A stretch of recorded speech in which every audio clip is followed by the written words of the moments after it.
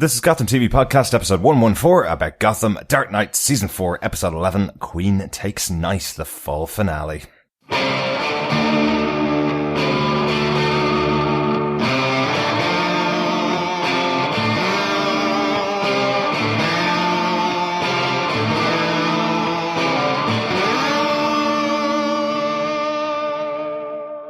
This is Victoria Cartagena. I play Renee Montoya on Gotham. Hey, this is Andrew Stewart-Jones. I play Christmas Allen on Gotham. This is Robin Lloyd-Taylor. I'm David Mazouz. Hey, Gotham TV Podcast listeners. This is Maggie Gia, otherwise known as Poison Ivy. This is Drew Powell, and you're listening to Gotham TV Podcast. Welcome back, Gothamites, to episode 114 of Gotham TV Podcast, where we're talking about the fall finale of Gotham, season 4, which is episode 11, Queen Takes Night. I'm one of your hosts, Derek.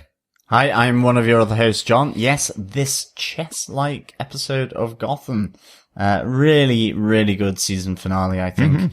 And good to see it round off until around about February the 15th, we're thinking. There's no exact return date yet, but it's likely to be February the 15th. Yeah. While the finale was on, there was an advert for a new reality show on Fox taking the place of Gotham in its slot from January 2nd, I think it is, which is going on for 6 weeks, which leads us up until the February 15th is the first free date after that. So hoping that we'll be back in mid-February with our next episode of Gotham. Which is pretty cool. But this one had lots of moving pieces, lots of pieces moving around the board of Gotham, and a big reveal of the plan of Sofia Falcone. So definitely a fun one. Yeah, really, absolutely superb. Really gives Jim a genuine sort of dilemma and conundrum to go through, I think, here. Which I really, really enjoyed. And of course, if you enjoyed it and enjoy listening to our podcasts about all things Gotham, please head on over and subscribe, rate us, leave a review on your favorite podcast catcher. We're on Apple Podcasts, we're on Google Play, and any good or evil podcast catcher. You can just head on over to gothamtvpodcast.com and look to subscribe on the subscribe section on the homepage. As well, just a quick reminder that we do have a competition, a prize giveaway for this season. The line of the week, the moment of the week, maybe even the episode of the season. Anything you found that stood out, please send them on in so that we can share them with all the listeners, and you will be entered into the prize draw towards the end of season 4 of Gotham for lots and lots of Gotham prizes. But we will certainly keep you reminded of this, so please send in your line or moment of the week for each episode of Gotham in season 4. Great to get that kind of feedback in. That's very cool. Thank you. Yeah, but with that little reminder, we're on to another reminder, our spoiler-filled review. Derek, what are some of the episode details for this? Yep, some of our season regulars are back for this episode. Big director for the show, our showrunner Danny Cannon, is back to direct this episode, and the episode was written by John Stevens with all his wiles and crazy twists and turns. Definitely a stamp from his episodes for the show. Absolutely. Best known for the Balloon Man episode 3 of season 1 for Derek. He's redeemed himself many, many times since then. Absolutely. Great showrunner and writer for Gotham. Absolutely. John, do you want to tell us what they gave us with your synopsis for the episode? Sure. The continuing violent feud between Penguin and Sofia Falcone rages on, but the arrival of Carmine Falcone to Gotham at the request of Oswald complicates the picture. His death at the hands of gunmen linked to Oswald sends Gotham into turmoil. Despite the chaos, the wealthy in Gotham continue to party, and Bruce is on a bender. His antics in and out of the bedroom put increasing distance and friction between him and Alfred. Alfred tries to get through to Bruce once and for all, but events escalate, and Bruce fires Alfred from his service and terminates his guardianship over him by legal order. In the Narrows, Nigma struggles to gain control over the Riddler persona once again, and Tabitha attempts to make Grundy remember his past, one bat to the head at a time. As war descends on Gotham in the void of Falcone's murder, a determined Jim Gordon, backed by the GCPD, seeks to end the gang's stranglehold in the city. First, he dismantles Oswald's forces, arresting him for the death of Martine. Jim then turns his attention on Sofia, but a series of secrets, lies, and revelations of her actions brings into focus the stark choices that Jim must make as captain of the GCPD. As the extent of Sofia's manipulation is laid bare, Bullock's prophetic words ring out, "This is about the choices you made. This is all on you." But all is not tears and sadness in Gotham, as a familiar smile and a distinctive chuckle resurfaces at Arkham Asylum. What a lot of toing and throwing in this episode. Definitely a lot going on in the mid-season finale. But I think we can move on to our top 5 case notes for this episode. Definitely, yeah. Yeah, case note number 1, the return of Carmine Falcone. What a great actor John Doorman is really as Carmine. Absolutely. Really good to see him back and sad to see him go at the hands of mystery gunmen who we feel or we think were ordered by Oswald at this moment. Carmine has been brought back to Gotham at the request of Oswald. Oswald has effectively snitched on Sofia that she is causing trouble and strife in Gotham, especially for him.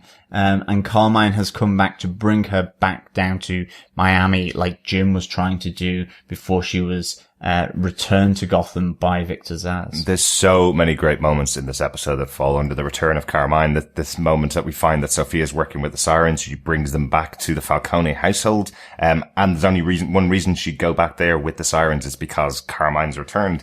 But we find out Carmine's working with Penguin. Yeah, that's a real surprise. Effectively, it's kind of, this mobster's annoying me. I'll call her daddy and get her to come and pick her up. It's really harsh, but I love this moment where Carmine goes, well, the reason I came, because Penguin called is because, hang on a second, you slept with your brother's killer, Jim Gordon? Hang on.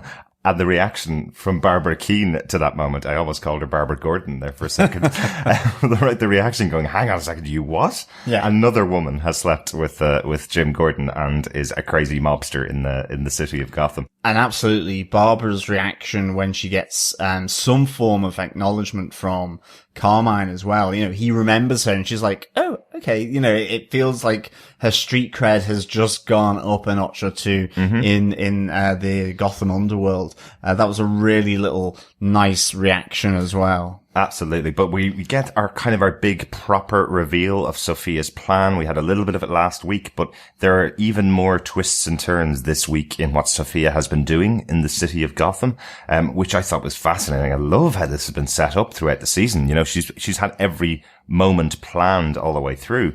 The fact that it's set up here that we all think that Oswald could possibly have killed Carmine Falcone. But this turns out to be a plot from Sofia. She said she gave her father a chance to stand behind her. He refused, therefore she kills him. Also the fact that she's the one that hired Professor Pig to come and slaughter some cops in the city of Gotham to try and see if she could get Jim on her side. Again, another really interesting twist. She's hired a serial killer to kill people in Gotham just so she can get everything in place for her plan to take over the city. That's fascinating stuff. She is one evil lady. This is really good that effectively she has been playing so many people. She has been able to keep pace with Oswald. She has most definitely been playing Jim as well, by hiring Laszlo, and obviously getting his face changed so that he is the Professor Pig that we know, and of course kind of have come to love as well in that murderous way. But also I think she has been playing her father as well. She has wanted him to absolutely stand by her. She feels that Gotham is hers. She realizes that Carmine does not want to come back to Gotham. I do like that moment before Carmine gets killed where he turns to Jim and really says, there's never any sun in this city. It's a really nice moment, for really exposing his motivations. It's kind of desperate in a way. Yeah. And even just his, needs a tan. yeah, exactly. He prefers the sunny climate of down south. See, I thought that was a real kind of revelation from Carmine. It was almost a moment of him going, I don't belong in this city anymore. This isn't my place. This isn't my home. And it being one of his final words, effectively saying Gotham is no longer for him. And then he gets shot and killed. It's a nice kind of bookend to the character of Carmine, who's been with us since the premiere episode, and was the former leader of Gotham, the former king of Gotham. Definitely. It really speaks a lot as to how Gotham has changed since season 1. But also, I do like Carmine's sort of real rebuttal of Jim. He says, you're welcome to it. You will find that this will absolutely bring you down, what you've tried to do. And ultimately we see later on, and it will be one of our later case notes, is, does Jim really win here? Or does he have to compromise?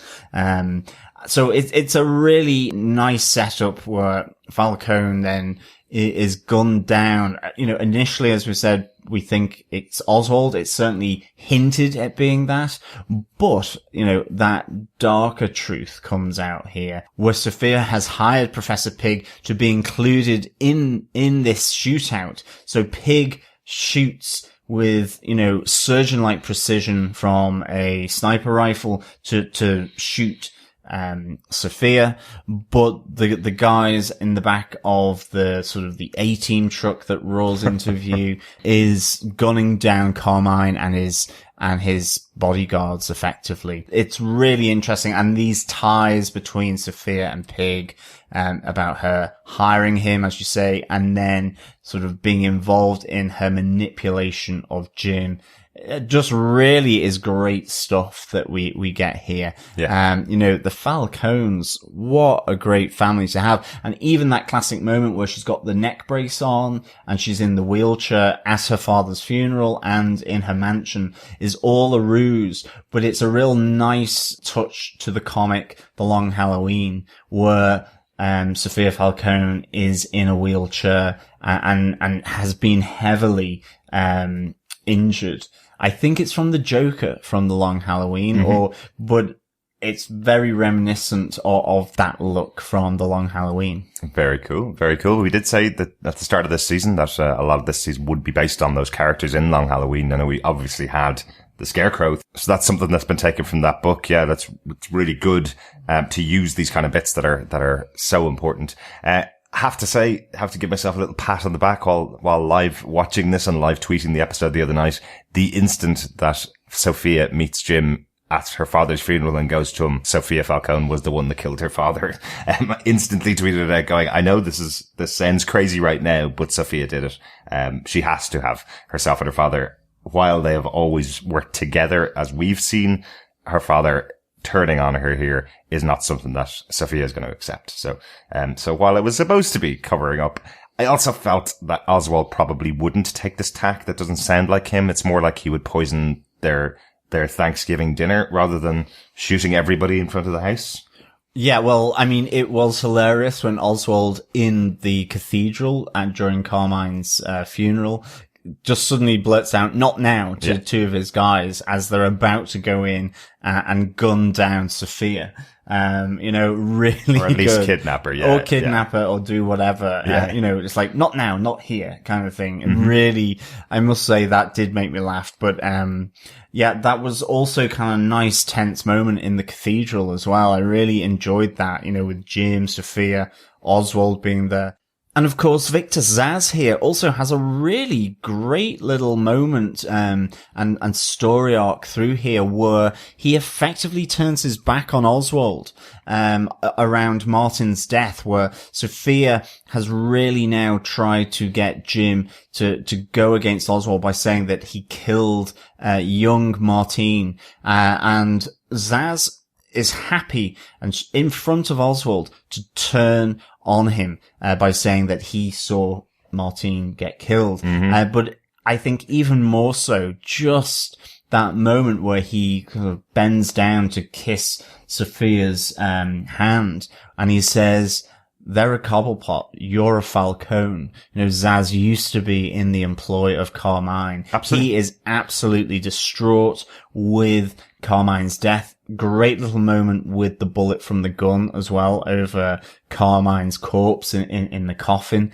That's right, where he pulls the reload back, knocks out a bullet, and then puts it in the coffin with Carmine, which is very interesting, kind of saying, I've always been yours, effectively. So if you didn't think the twist was coming, that was a nice little indicator, a nice little touch. Definitely. There for I Zaz's really turn. enjoyed that moment of Zaz turning and becoming, the right-hand person for Sofia. And I suspect he will have less secretarial duties to do. He's never been very good at the answer phone, has he? No, exactly. And certainly after what Tabitha seemed to be doing to Mr. Penn, I'm sure he may have had an increased workload, Zaz, with Oswald. I don't know whether Mr. Penn survived that encounter. Was it teeth being ripped out by Tabitha, or was she atop him, strangling him or something? I don't know. There are lots of shrieks. Initially, I thought it was the dentist guy was back again, ripping out Mr. Penn's teeth, but I think it could have been Tabitha. Tabitha can extract a lot of information, definitely. I'm not sure if it was teeth, but definitely information is what she was getting from him. Yeah. Poor Mr. Penn. Well, poor Mr. Penn, indeed. I think this brings us on to case point number 2. Does Jim win? Question mark here. We see Sofia shoot Pig and then really lay it on the table to Jim that he can either say that she did it and she will expose absolutely everything that he has done with her, or Jim can say that he shot the pig and is bringing him in. He maintains his reputation at the GCPD, but ultimately that Sofia goes free here. There is a real catch-22 provided by Sofia, and poignantly, she says, that is my revenge for the death of Mario as well. There has been underlying all of this relationship a Mario revenge story as well. Mm-hmm. And most importantly here, she gets control of the city as well. She will then take back all of the families that have been under the control of Oswald, and Jim doesn't win. So I suppose to kind of lay out exactly what's happened here, Jim's got the GCPD back on his side. They're now fighting for him and with him, against Oswald. He gets Oswald back in prison. Carmine's gone, so that's another one of the families gone. And he's effectively saying if he can just get rid of Sofia Falcone, there then will be no gangs and no organized crime in Gotham. It's gone. It's done. Everything's sorted. But she's saying to him, no, you have to let me go. I'm going to do exactly what you're saying. I'm going to unite all of the families back under the Falcone name, but it'll be Sofia Falcone and you'll have to live with that. Yeah, it's a really interesting one. So on the outside, to the people of Gotham and the members of the GCPD, all his colleagues, Jim has won. Harvey even says it to him. You got everything you wanted, but the price is that he has to live with the knowledge that he's let Sofia Falcone take back over Gotham. Yeah, it's really interesting. If we scroll back a bit, to Carmine's funeral, that Jim gets, an unexpected tap on the shoulder here from Harvey, who really tells Jim to make Penguin start a war so that he can really get some evidence against Oswald, and in fact that Oswald might slip up so that he does something where, he can then get put into prison or into Arkham Asylum. But at the same time, Harvey here is really, he's echoing what he said, 2 or 3 episodes ago, where he says, whatever you did to get into the captain's chair at the GCPD, you will have to live with that, but there will be a price to pay. Exactly. And he really comes back here to say that, these choices that you made, it is all on you, Jim. You have to sort this out if that's what you want to do. But, whatever the bribe might be, a free, more peaceful city, there is still a bribe being had, whether it's for that or for money or for whatever. And I think that was a really nice little sort of return of Harvey here. I think also, poignant moment with the gun and the badge left on Jim's table back at the GCPD precinct by Harvey. Again, does Jim win here? He's just lost his long-serving partner, and not on really good terms either. So a lot of this newfound security that Gotham will have, in that at least there will be the recognizable underground in the Falcone family. It will be back to the days of Carmine and Jim's dad to an extent, is really what Sofia is trying to say. None of this Penguin, Riddler, Mad Hatter, Jerome, and all that, okay, they're still here, they're in Arkham, but it's reset. Jim feels good about that, but he has lost so much power and friendship on his way to get there. And to me, I actually thought this was a fantastic side of Jim's story, and it's one that I've really wanted to see, where he's having to make that choice, and he really did. And Fergie's great moment for Jim Gordon here. Yeah, I couldn't agree more. I really like this moment with Jim. I also love that moment in the GCPD when Penguin comes in and tries to do what he always does, which is say to the members of the GCPD, just tell me where Sofia Falcone is, and all of you live. I don't understand why you're willing to put your lives on the line for this criminal. And effectively, the GCPD are finally turning around and saying, we're not. We're putting our lives on the line for the city of Gotham because our boss, Jim Gordon, wants us to. And that great line from Harper, his new partner, or the new member of the GCPD, where she goes, you can count all you want, twerp, when he says he's going to start counting to 5 and then start shooting people. And they eventually drag out Oswald. So really showing the GCP are truly behind Jim. That speech from Jim really just made me want to, chant GCPD. Yeah, absolutely. A great little speech to finally see this team coming together in the city of Gotham. It was really cool. Let's go on to our case note 2. The other kind of big, I suppose, really big moment for the episode is Bruce's emancipation. Alfred and Bruce having a very big moment in this episode. Have to say that opening of these scenes where Alfred walks in to the absolutely trashed Wayne Manor and finds Bruce in bed with 2 girls and wakes him up with the ice from the champagne bucket and just goes, good morning, miss, to the 2 ladies in bed with Bruce. Great little moment, a kind of comedy moment, but it does get very dark very fast. Bruce is on a really long journey, as Alfred has said, but he was going to stick beside Bruce all the way. But it looks like Bruce is not wanting that. Bruce seems to be really drowning his fears and anxieties over the murder of Ra's al Ghul and the loss that he's feeling over the death of his parents. He seems to be drowning that now in alcohol and partying with friends. But I love that from his perspective, as he says to Alfred, he says, I haven't thought about my parents or Ra's al Ghul's death in the last, 3 weeks or something, or month, or however long it is, that for him at this moment, this is his escape. And it is Bruce's emancipation. It's emancipation from that past to some extent by him going on all of these booze-filled, benders and parties, but also, ultimately it leads to his emancipation from Alfred in a real, shocking, way. I mean, they fight as, Bruce is wanting to go out again. Alfred wants to take him to Switzerland so that he can calm down, do a bit of walking in the mountains, breathe in the fresh air, get a nice relaxing spa, enjoy a bit of skiing, bit of fondue, maybe some raclette, something like that.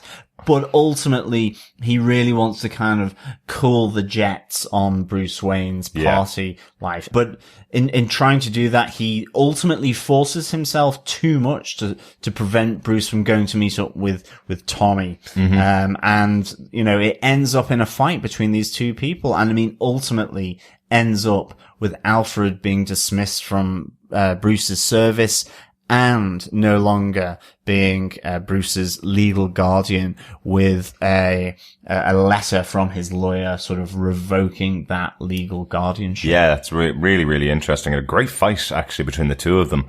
I think Alfred had him, I must say. I think even though Bruce has had his training now, he's had some time with Ra's al Ghul, he's had some training with Alfred. And Alfred gets a bit of criticism from Bruce. He kind of says, who's going to stop this here? The only one I see panting is you, old man. That's when Alfred strikes with the punch across the face and leaves Bruce with his bruise that allows him to get emancipation. But a really tough moment there to watch after this, 3.5 seasons of these two characters working together and being side by side. They've had their fights before, but this seems like a big one.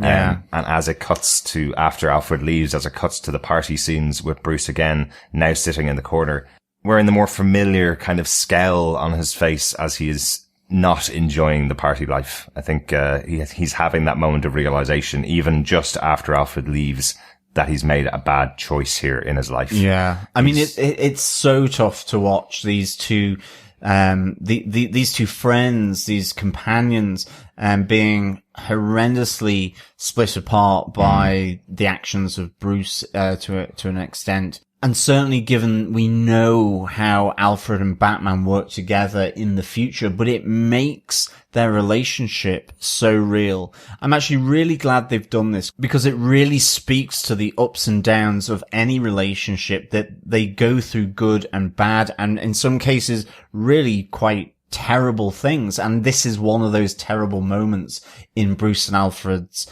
relationship.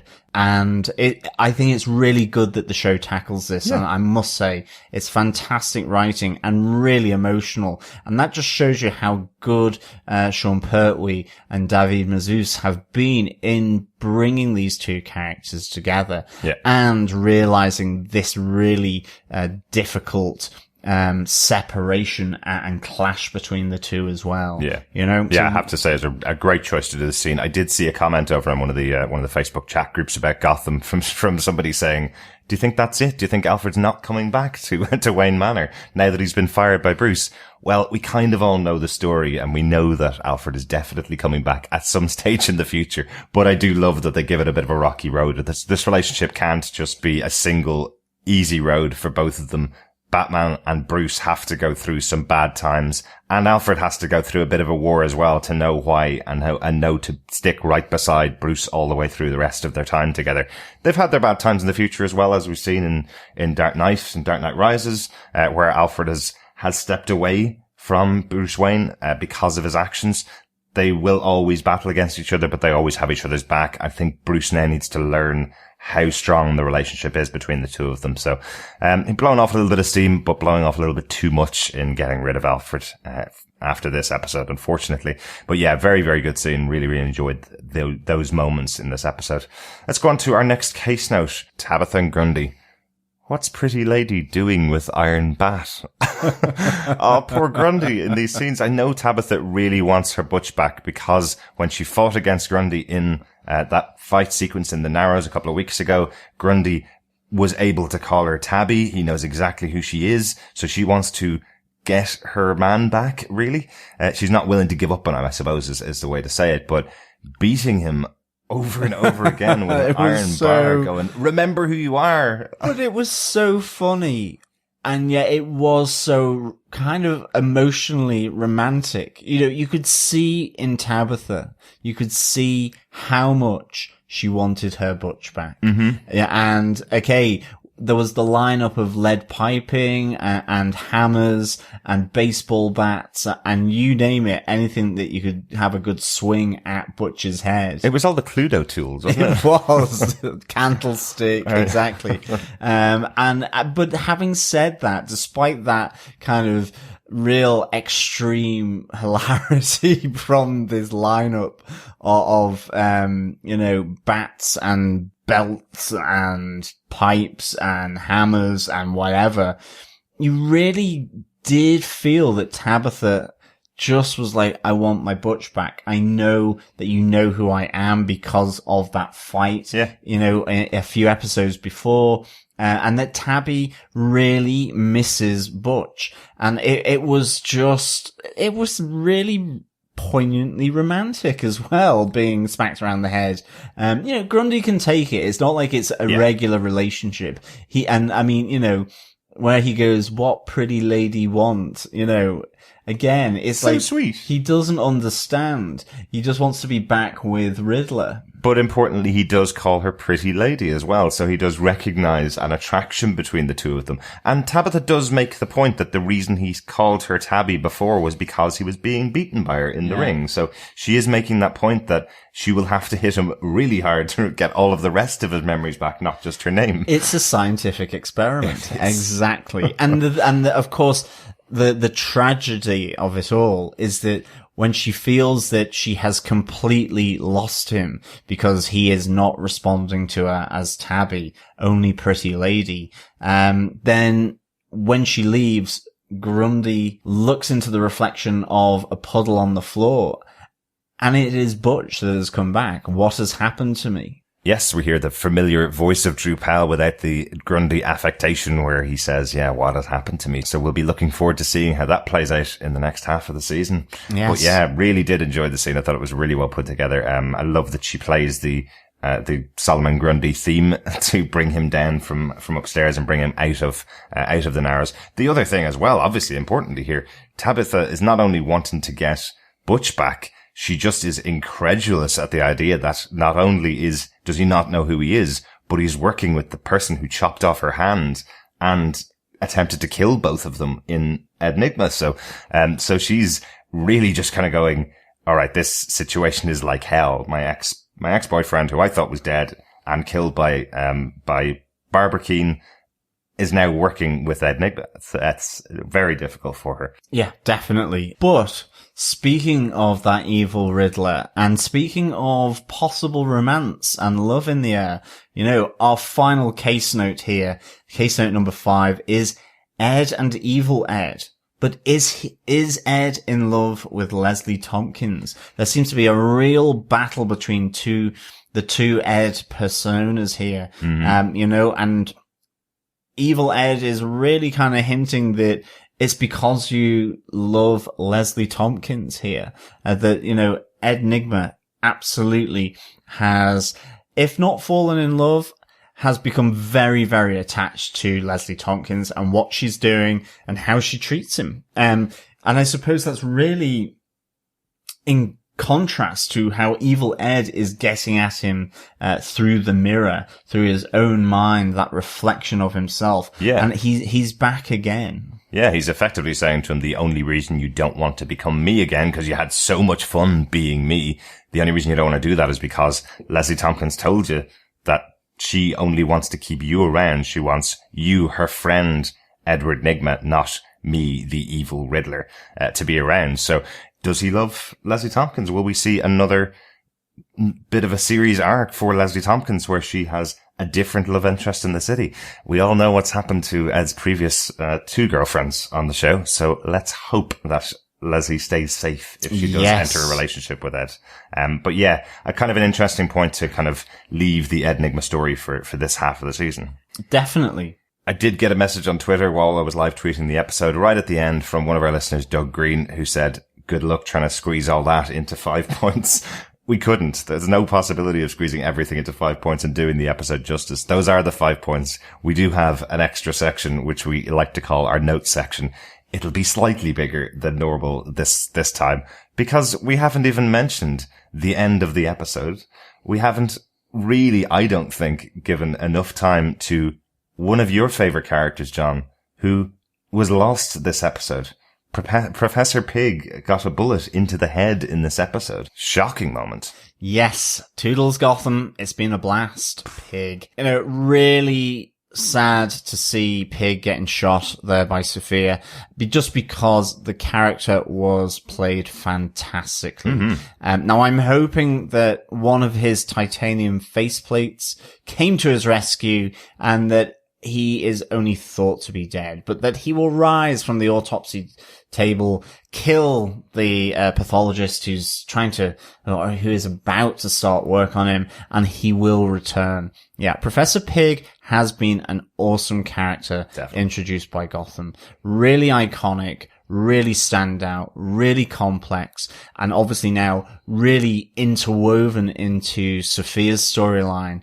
And it's been really good to see. Yes, he is an absolute psychopath. He's incredibly violent, but he brought so much style. it was Sweeney Todd on Gotham, and it worked incredibly well. And I have just loved this character and how he has interacted with Jim, with Oswald, and then now with Sofia. But alas, he was shot, and is he ready for the roast? Can I give you another little ray of hope, John, as well? Because there's a couple of little clues that may not be Professor Pig.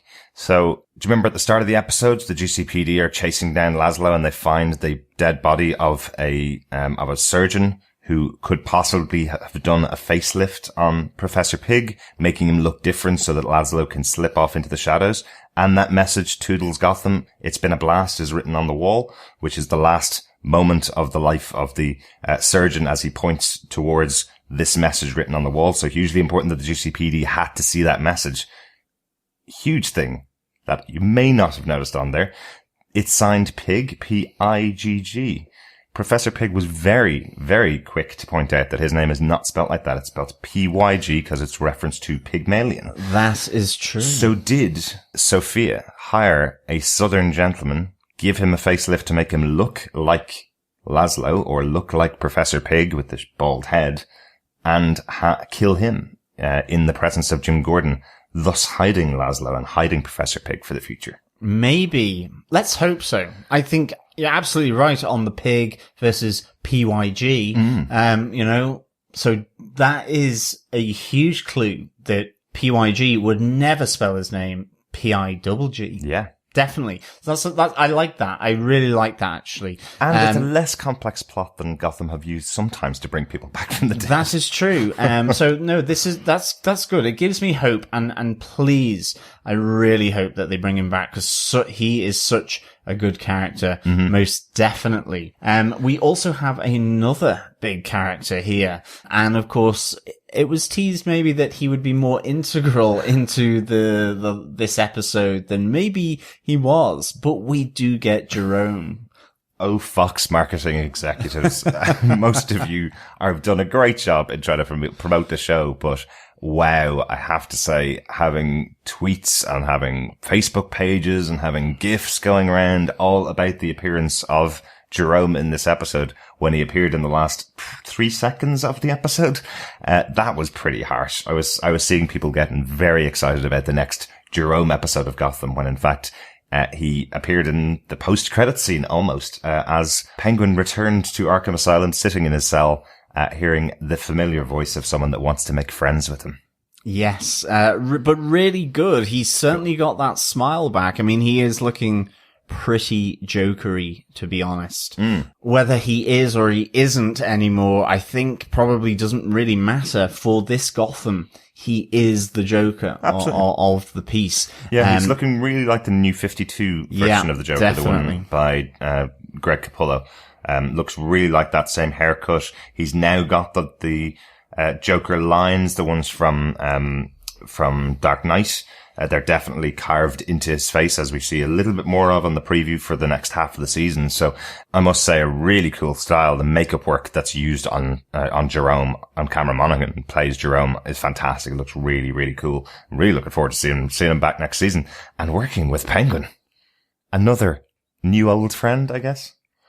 Yeah, I mean, it looks like it could be really, really interesting. These two characters have never met on screen before. I remember the last time that Jerome was doing something in the city, he called out, it was put on the news, and you hear Penguin going, "That laugh's pretty contagious," effectively is what he said. And now you hear through this conversation, you hear Jerome's laugh, and because of that, you see that Oswald's connecting who it is, which is quite cool. Yeah, definitely. I think it's not going to necessarily be a smooth ride for these two, or at least not for Oswald. It seemed, certainly the preview for the second half, there could be a little bit of fighting, a little bit of brinkmanship between these two, but it would be interesting to see them work together. That, maybe Oswald has varying degrees of craziness and complicity with the crazy world of Gotham, and that he can also be a bit of a chameleon. He can work in either of those spheres, and that maybe just maybe, after his Pax Penguina and his Merolship has all kind of finished, that he's decided, I think we need to release the ticking penguins, the wind-up ticking penguins, and he's going to become a little bit more crazy,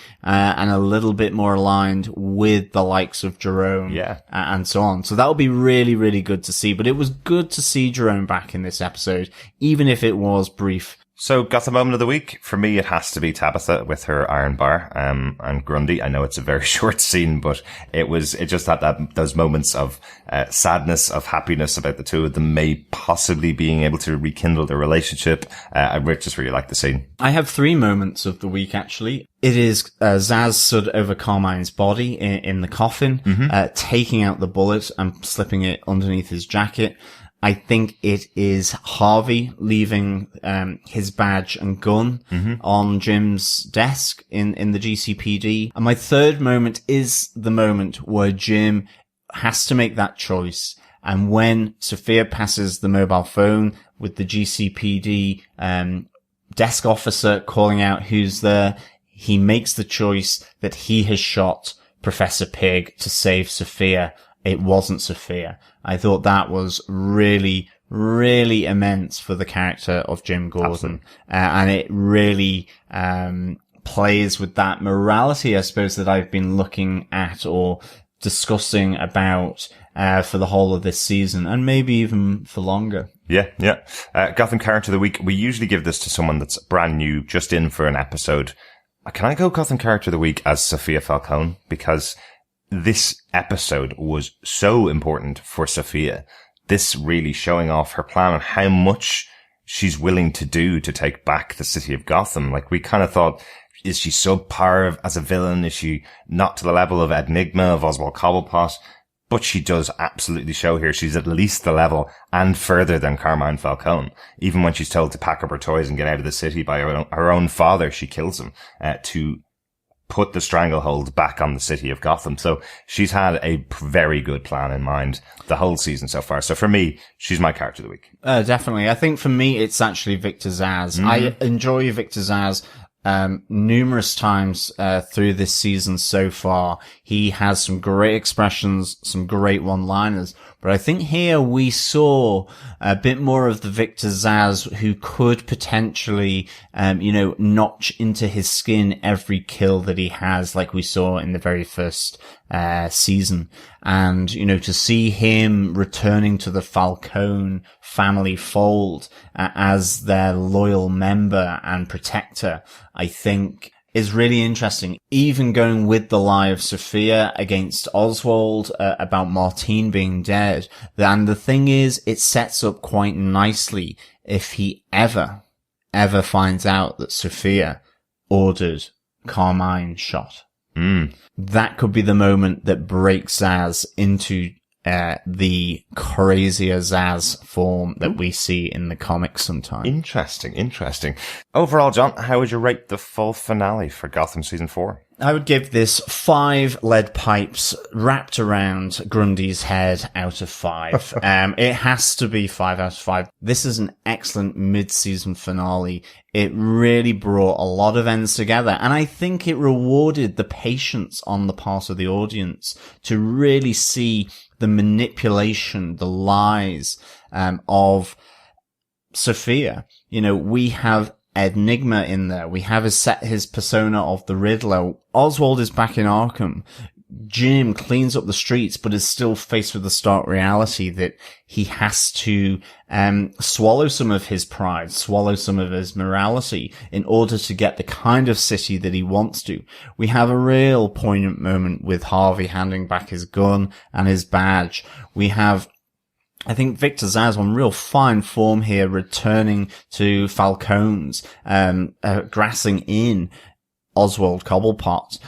Plus, we have R.I.P. Professor Pig, or do we, I suppose? Great character, really integral to the story so far in this season, and has been excellent. Absolutely loved him. And we have the crashing of Alfred and Bruce's relationship. I mean, to a fairly final and extreme position where Alfred is both fired from Bruce's service and is effectively fired as his legal guardian. Yeah. Real extreme stuff. So I think it was a very strong episode, which I absolutely loved. I think this season so far, season 4, is without a shadow of a doubt probably the best they have done consistently. I think this is the third 5 out of 5 for me already, and it's episode 11. And I think their use of characters is phenomenal. I really do think the range of people and characters and plots that they bring in is quite phenomenal. So definitely 5 out of 5 for me. Yeah. I think they recently called this the biggest cast on TV for a drama show. It just seems huge. Like, you think about things like CSI and those kind of terrible, admittedly, dramas where they have 5 or 6 main characters. This cast has to be in the region of about 20 now of main characters who get credits. Like, the credits go on for quite a long time at the opening of each episode. So it is great that they have it, because effectively this isn't called the GCPD or, Cobblepot runs Gotham. It's called Gotham, and they're setting up a city. There's so many characters and so many moving parts. And I agree with you, John. This has been a great half season so far. Sorry, we're going to have to wait a little bit of time for the next episode of Gotham. But I suppose we should allow them a little bit of time to actually film the episodes and write them and edit them and put them all together to get this kind of high quality show. This isn't EastEnders after all. I think we need to go on to our feedback for this episode. Really sorry we didn't get to do feedback last episode. We had a little bit of a rush on, but lots of feedback in about this episode. First bit of feedback comes from Johnny Rez over on Facebook, on our Facebook group at facebook.com/groups/Gotham TV podcast. He says Victor Zsasz was a loyal servant to Don Falcone until he retired to Florida. At that point, Zsasz became the Gotham merc of choice, and while he works for Oswald now, his loyalty to Don Falcone remains. Hell hath no fury like a homicidal sociopath scorned. Absolutely. Richard Blaze also says over on our Gotham Facebook group, good episode and a solid mid-season finale, but felt a little disjointed in places. Still enjoyed it though, and Zsasz was the standout character this week. Yeah, absolutely. Really enjoyed Zsasz as well, this week. I actually felt it brought a lot of stuff together from other episodes, so it may have felt disjointed, but I think maybe looking back over the episodes so far, a lot of things may fall into place, but certainly I really enjoyed this episode. Jason Wiley also sent us a message over on Facebook. He says, another great episode and a pretty good mid-season finale. It wrapped up a lot of loose ends. Loved all the twists and turns with Sofia, and while it was sad seeing the Don meet his end, I expected something was going to happen with him. I loved the scenes with Victor becoming his own man and betraying Penguin.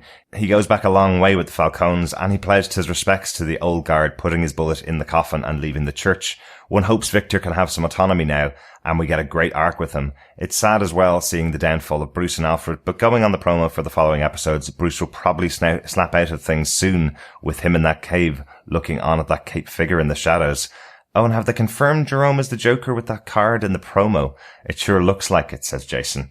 I was looking at this promo a couple of times after the end of episode 11, just wondering what's happening in the next season. And I'm wondering if someone's putting that Joker card in front of Jerome to get his reaction. It looks to me like that's what's happening, that someone has seen a Joker card in the city, and I'm wondering if they're asking Jerome whether he's involved in something or not.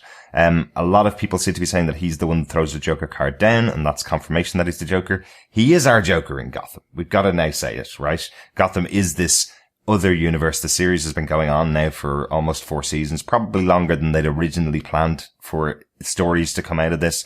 So they are leading into this a bit more. We will never get another character coming out of the woodwork. Even if this show goes 10 more years, we'll never get anybody else coming out of the shadows and becoming more Joker than this Joker, right? Absolutely. He is pretty much Gotham, the TV show's Joker. Definitely. Yeah.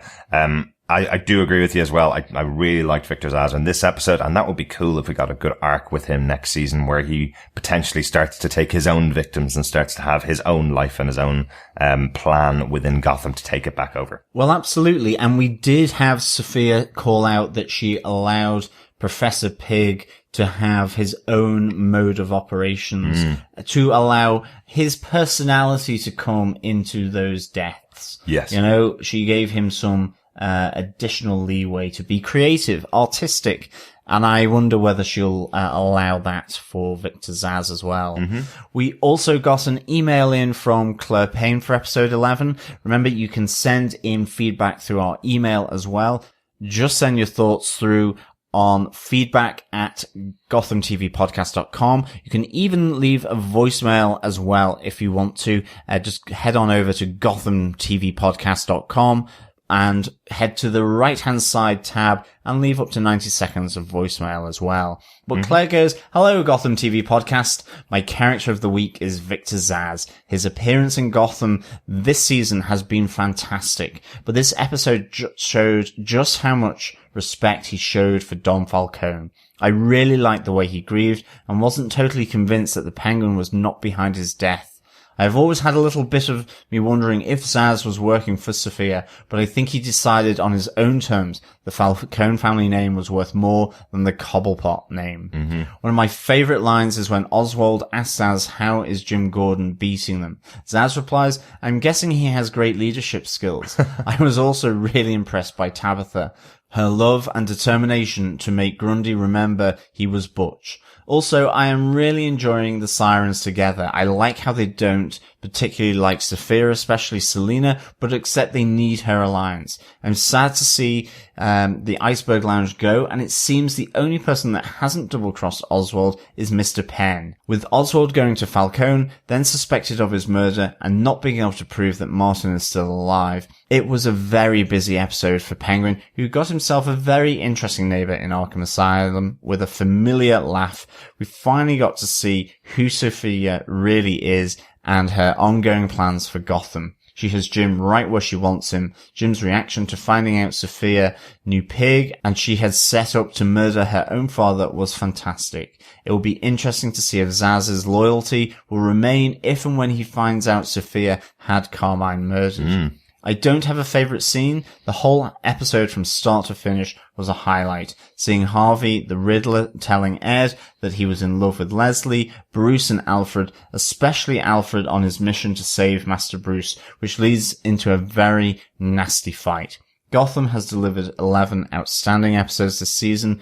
I would like to wish you both lots of podcasting success for 2018. Merry Christmas, Claire, of course. Thank you, Claire, and Merry Christmas back to you. It is the season to be jolly, with a laugh and a chuckle like Jerome. That's very true. Very true.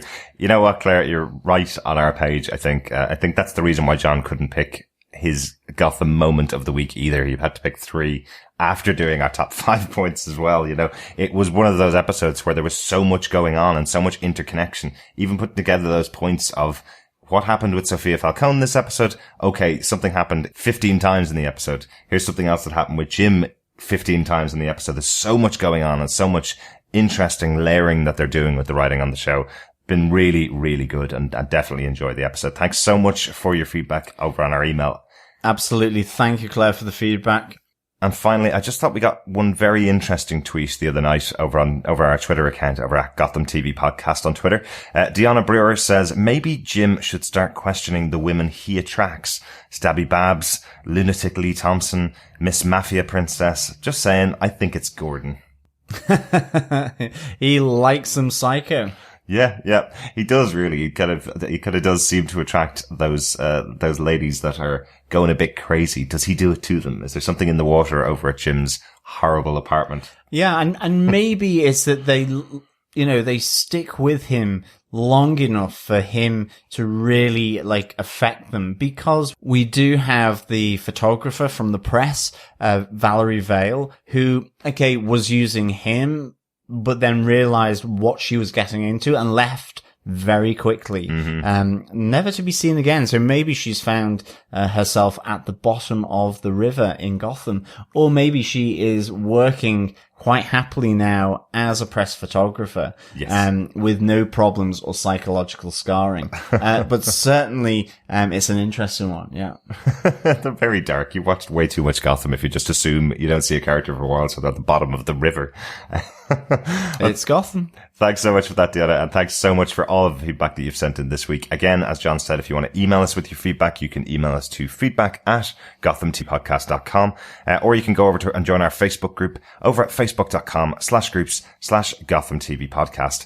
We have no particular plans of what our next podcast on Gotham TV Podcast will be until the episodes return with episode 12 of season 4 of Gotham. Maybe we may do one or two reviews of some of the animated films. We may have a crossover episode with one of the other podcasts, perhaps. But if you want to find out what we're doing, we will always post that in our Facebook group over at facebook.com/groups/Gotham TV Podcast. Just answer the questions over there. We'll let you into the group and you can keep up to date with what we're doing. Absolutely. And of course, it is the season to share the love. So please, head on over, listen, subscribe, rate, leave a review of our podcast on any good or evil podcast catchers. We're available on Apple Podcasts, Google Play, Podcast Addict, Beyond Pod, any good podcast catcher. Please just search for Gotham TV Podcast. That's it. I hope you have a happy holiday season with your family and friends, and come back and join us in 2018 for more Gotham. If you're also a Marvel fan, remember that we are covering The Punisher, the latest season on the Netflix Marvel shows over on our Defenders TV podcast. You can find that obviously at defenderstvpodcast.com, or you can subscribe to all of our podcasts over at tvpodcastindustries.com, where we post all of our episodes. So you're more than welcome to subscribe over there and get all of our podcasts in one go. Thanks so much for listening throughout 2017. It's been lots of fun. We have done a podcast every week now for, 33 weeks, I think, since the start of season 3 of Gotham, all the way through to this half of season 4. It's going to be weird not having Gotham in our lives for a few months now, after this long doing the podcast, but it's been great fun interacting and hearing all of your thoughts. Absolutely. Thank you so much for listening to us, Gothamites and fellow detectives. And so for the moment, toodles, Gothamites. It's been a blast. Oink, oink. And we will speak with you again later in 2018. Bye. Bye.